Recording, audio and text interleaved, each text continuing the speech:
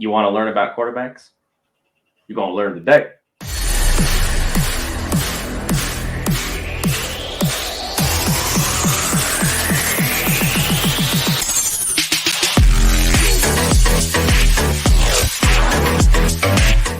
Hey guys, welcome back to another exciting episode of Sports and Shenanigans. I'll be the draft host. Therefore, I'll be more useless than Mel Kiper, but we have a real draft analyst. That's pretty funny. That's hilarious. Ready to run things. We're going to start off with everybody's favorite glamour position, quarterback. Take it away. Well, since we're talking about everybody's favorite position, we're going to talk about everybody's favorite quarterback this year for some reason. And that's Malik Willis, quarterback from Liberty. Why is he everybody's favorite? I don't know. He kind of reminds me of a certain quarterback that came from BYU last year that didn't perform too well because of the competition level. Zach Wilson. Ooh. Now let me put this out there. I'm not hating on this guy. I'm not hating on him. I want him to succeed in the NFL. I do. I want every player to be drafted, except Saints players, to be successful in the NFL.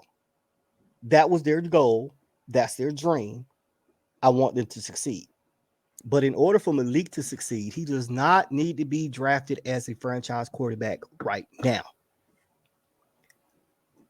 Undoubtedly, his ceiling is the highest out of any quarterback in the draft this year. Any of them.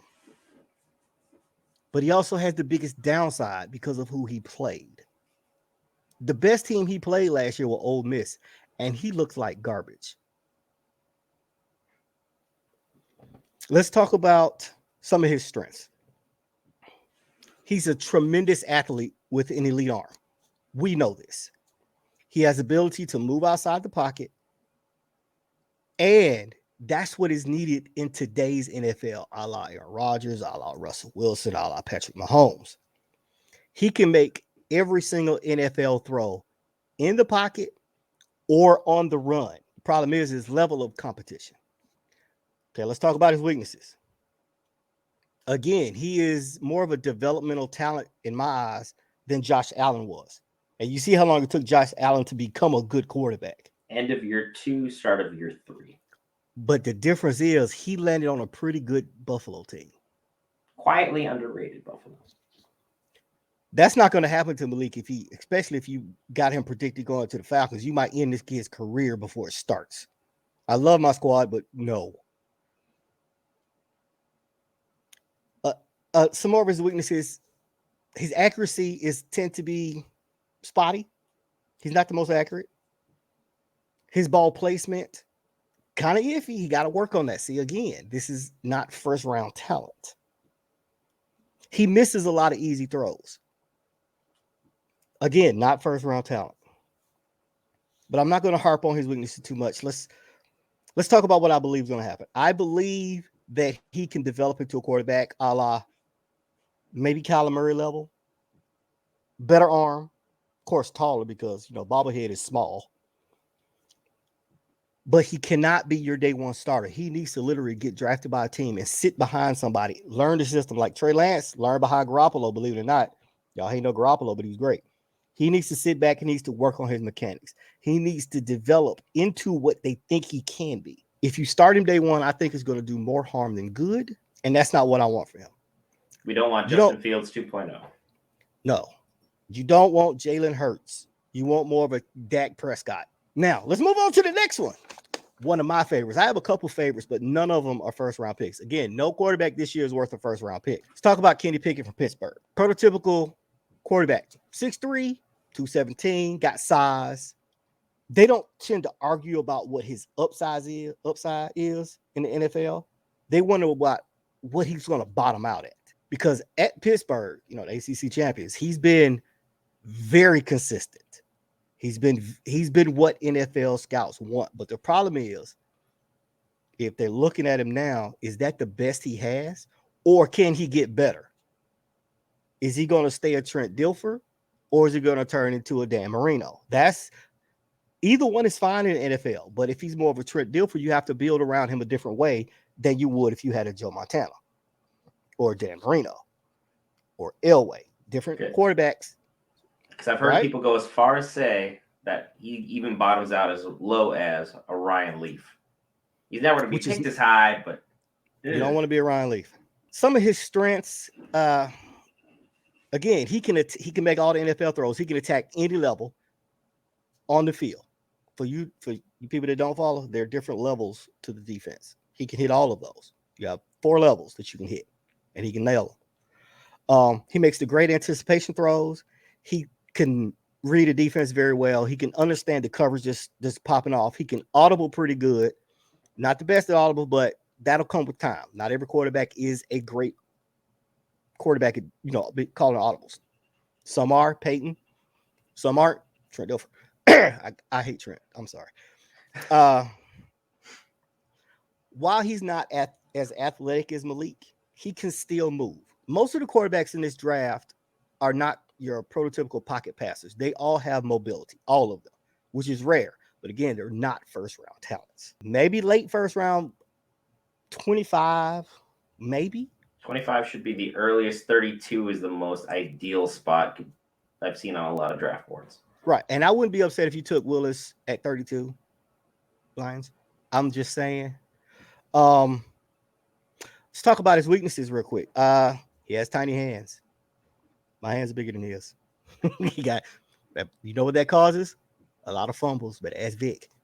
A lot of fumbles with the tiny hands. He has 38 fumbles over 4 years. 26 of those he lost. He did play in Pittsburgh, which is not saying a lot, but it's still better competition than Liberty, which is why I think he's a little bit further along in his career. There's still concerns on how he handles the pressure in the pocket.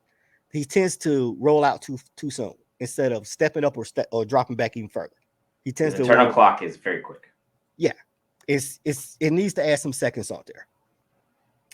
He is adept at moving, but again, his anticipation he has to work on because he's like, okay, boom, I'm at my second read. Oh, is my left tackle holding up? I need to run this way when he really doesn't. For me, I think he would be best fit for a West Coast type system. I think that's ideal for him. That's features his skill set, 100%. A lot of quick hits, a lot of RPOs, not a lot of time where I have to think. And he kind of reminds me of a young Andy Dalton. When Andy Dalton first got into the league, he was lighting it up. People forget that. Andy was pretty good when he got into the league at first. Then he bottomed out. Him and AJ Green were exciting in the AFC very at the time period. Very.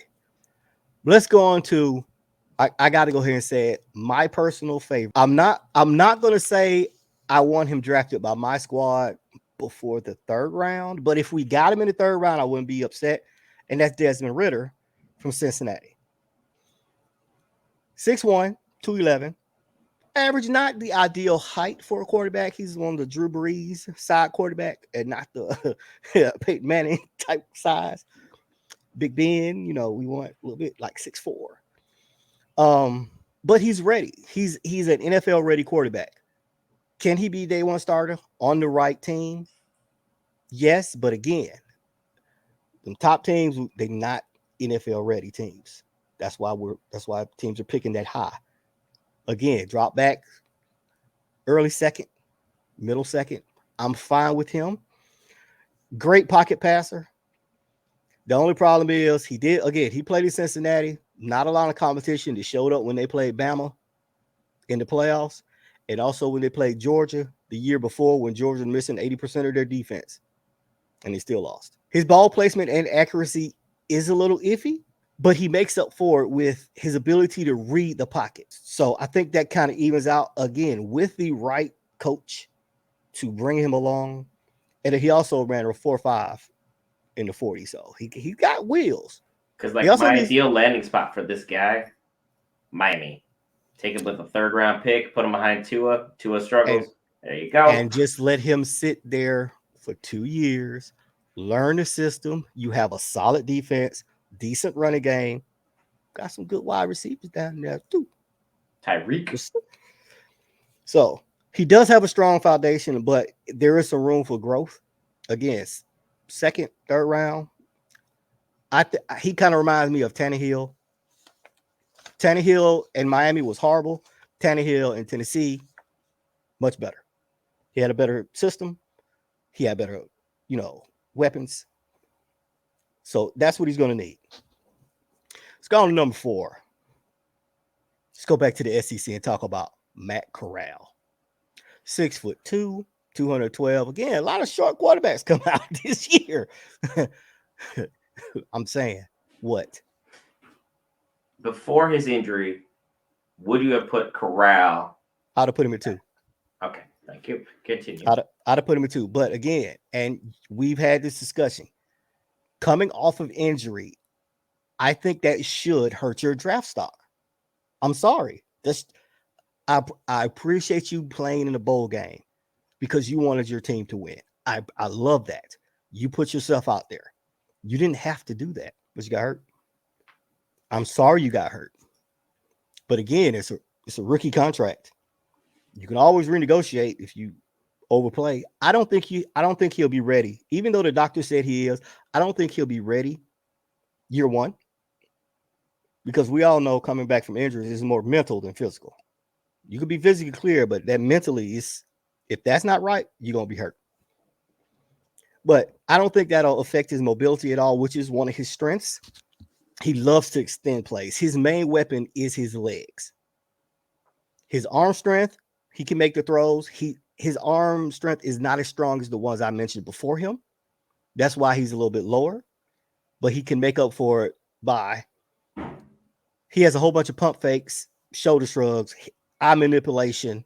His footwork is probably the best in class of quarterbacks this year. He can evade most defenses, but it's that injury that I just can't let go. And then we got to think, how much was Lane Kiffin's and how much was Matt? Was it the Kiffin system? can drop some serious offense. He's just not the world's best head coach. Agreed. But this is your classic boom to bust quarterback. Right system, wrong system. 1 year, 2 year career, franchise quarterback. And I'm gonna go back old school. Who he reminds me of, you won't remember, Jim McMahon. Ooh, old Jimmy. Jim McMahon was not a good quarterback. He was a great system quarterback. On that Bears team, he did what he had to do. That's what I see Matt doing. Get him good. My last guy. I'm gonna shock people because a lot of people think I'm gonna say somebody from North Carolina, which I'm not. Carson Strong, quarterback, University of Nevada. Who was the last good quarterback to come out of Nevada? Colin Kaepernick. Hey, he's 6'3", 226 pounds. Got the QB size. His strength is if we look at his arm talent, just his arm talent alone, he can compete with anybody in this quarterback class. Anybody, just on arm talent. We're not talking about strength. We're talking about everything, period. Accuracy, ball placement, everything. Overall, he can compete with anybody just on arm talent alone. Yes, I said it. You got something to say? Nope. Okay. You're shaking your head over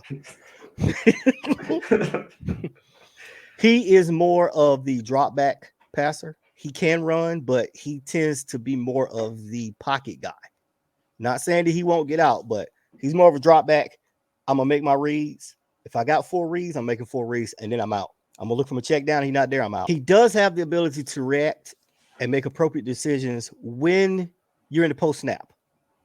And for those that don't know quarterback, that's after the ball is hiked, because a lot of people are going to be like, well, what's post snap? That's after he has the ball. Then you can make your adjustments. Quarterbacks move people around with their eyes, and he has that ability to do that playing in Nevada. And again, he would have been higher. He had knee issues. He's had his knee worked on twice already. He had to drain it in the offseason. Got some cartilage they had to clean up. But beyond that, that's it for him. That's the only weakness I see him is his injury concern. But if a team is satisfied with his medical clearance and his perspective on what he can do, I think he can go. I think he'd be one of the first 2 quarterbacks taken. Just to be a shock, just be like, because he does his physical traits match up with everybody in this list. He has the height, he has the size, he has the arm talent. He's the only quarterback that has all of that. We got some short quarterbacks in here. Got better arms, but they're short. And I'm gonna make you proud on this because I'm gonna make you remember your old quarterbacks. He reminds me a lot of Drew Bledsoe. Oh, Drew. What a career you could have had if you never got injured.